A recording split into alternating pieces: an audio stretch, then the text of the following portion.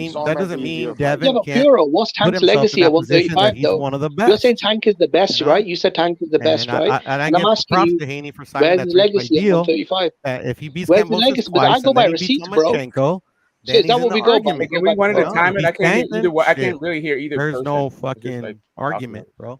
But I'm not gonna You put dust off motherfuckers up on Lomachenko a like pedestal that T.O. they haven't Pudding. earned yet. I'm sorry. Okay, so baby belts is a pedestal, right, Puro?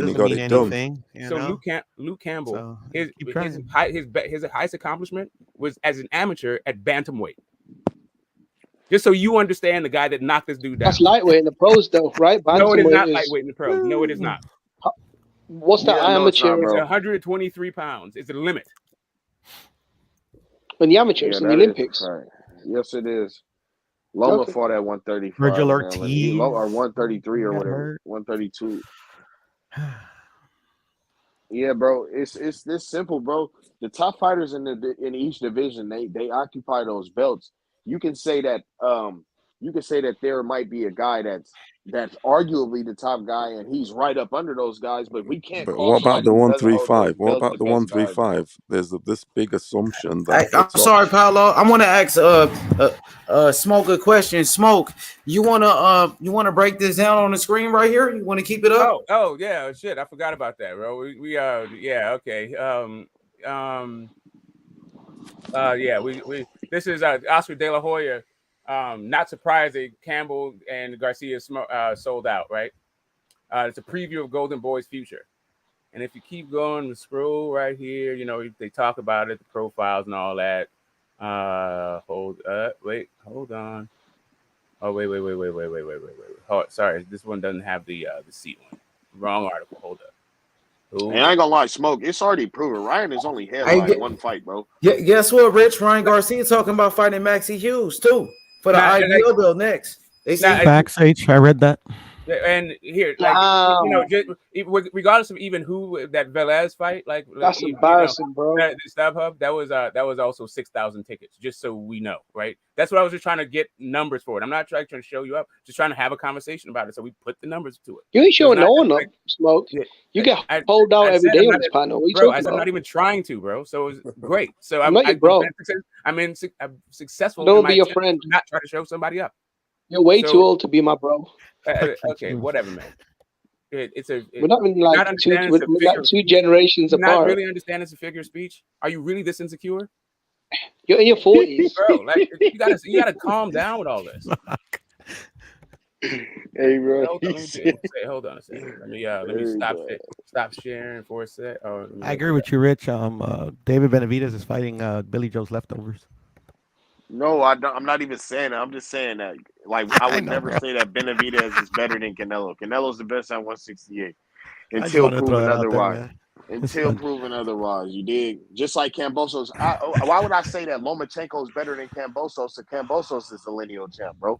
You feel me? Why would I say that? I get where you're going for, bro. Tank hasn't even fought that comp at 135, bro. Like I'm not having that, bro. Kambosos is the top guy at the division. Devin Haney's number 2. Whoever y'all want to put at 3, whatever, bro. But this fight, just like any other Undisputed, is the best fight in the division. Best fight, the best, bro.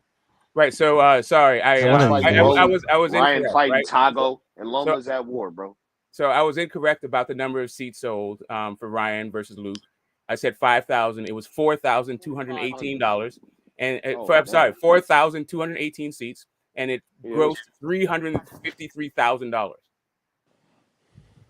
I thought they did 45. I didn't think it was 5. Or I already know it was 4,200 seats. That's what they sold. Not even 5,000 seats. And that was his first fight he headlined, bro. It doesn't make any sense. It's not like he was only fighting them. Even if it like Velez, he may have been the main event. Like, maybe he was the main event of Velez. But I'm just saying that's also 6,000 seats. Nah, not even. He wasn't the main, bro. I remember that was the first time he did that, bro. Because if he main evented and did 6,000 seats, bro, why put him on anybody else's undercard, bro? Unless it's fucking Canelo and it wasn't. So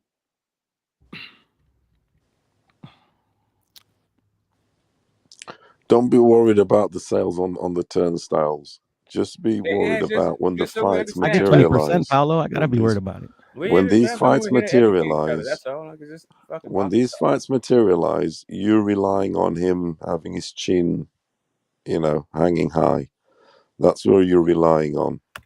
I'm relying That's what on he the fact does. that the guy that dropped nobody dropped him. When Like, they do you not eventually understand meet. that the guy that dropped nobody dropped him? No, we don't understand, bro. Can They you want to tell us in, forget that they rather remind you that Devin got Russian. hurt by Lenore I as know an Russian. actual puncher, a power puncher.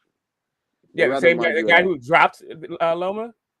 He's Like not. Loma, how many times has Loma He's been not dropped in a his career? power puncher.